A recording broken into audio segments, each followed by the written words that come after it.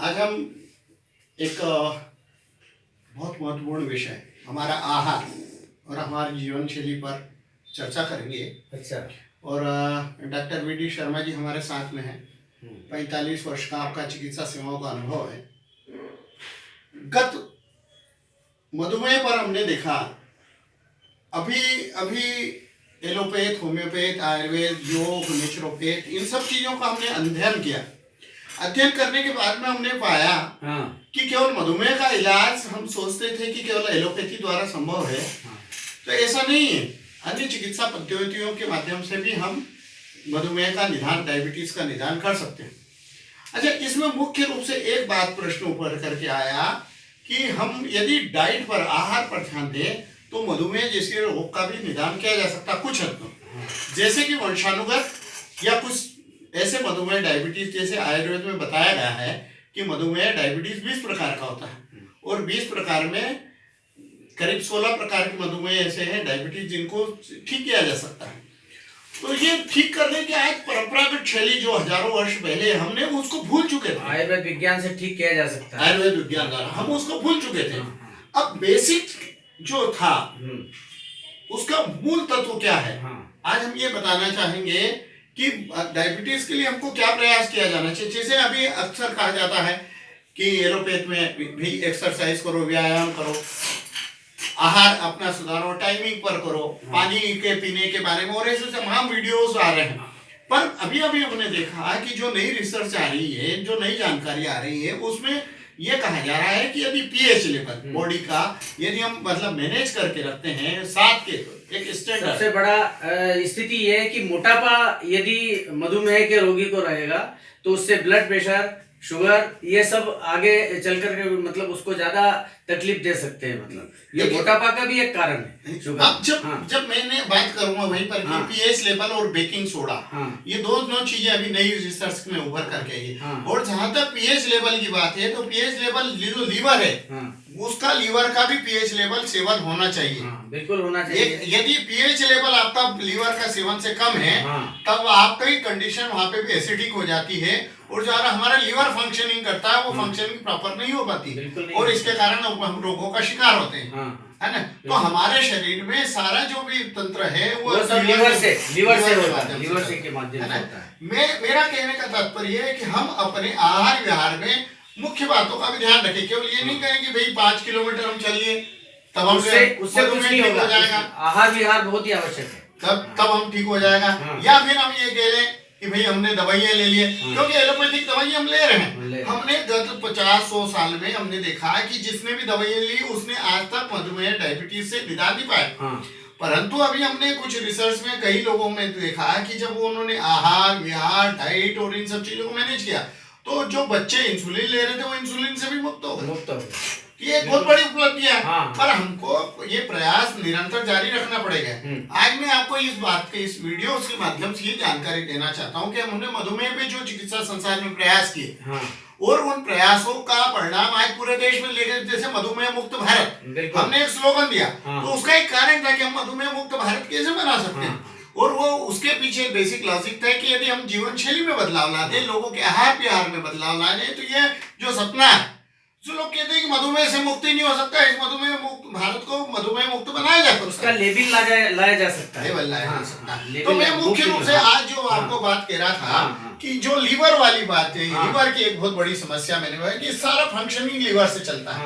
Even एक बात अभी मैंने और देखने में आया कि जब लीवर, हम हमारा कोई आप भोजन लेते हैं तो लीवर को डाइजेशन करने में 2-3-4 घंटे लगते हैं और वो जब 4 घंटे के बाद में वो उसको पर्याप्त, जब रात को हम सोते हैं, मान लो हमने 6 बजे, 5 बजे, 6 बजे भोजन किया तो 10-11-12 बजे वो अपना डिटॉक्सिफिकेशन जो है, सारे जो है हमारे प्रक्रिया को, विषाणुओं को मुक्त करके और वो एक खाली पेट हो जाता है। तो कई बार हम कहते हैं कि सुबह का भोजन नहीं करा जाए और कई पेशेंट जो है सुबह पर्याप्त भोजन नहीं लेते, पर्याप्त खुराक नहीं लेते तो बीमार हो जाते हैं, उनका लेवल बढ़ जाता है और फिर वो कहते हैं हमने शुगर की दवाई पी ली पर असर नहीं हो रहा। कई आजकल हमारे पास में मरीज आते हैं, वो अक्सर शिकायत करें हम दवाएं तो ले रहे हैं पर हमारा डायबिटीज का लेवल जो है डाउन नहीं जा रहा है। तो आज हमारे डॉक्टर शर्मा जी भी है, सिर्फ 1 मिनट में आपको इस कंक्लूज करना चाहूंगा इस वीडियोस को, जो चिकित्सा संसार का हमारा मुख्य अभियान है, हाँ। मधुमेह मुक्त भारत, और हम सोमवार को और शनिवार को यहाँ पर सेवाएं भी दे रहे हैं। सेवाएं दे रहे हैं और उसमें कई मधुमेह रोगियों को मतलब फायदा भी हो रहा है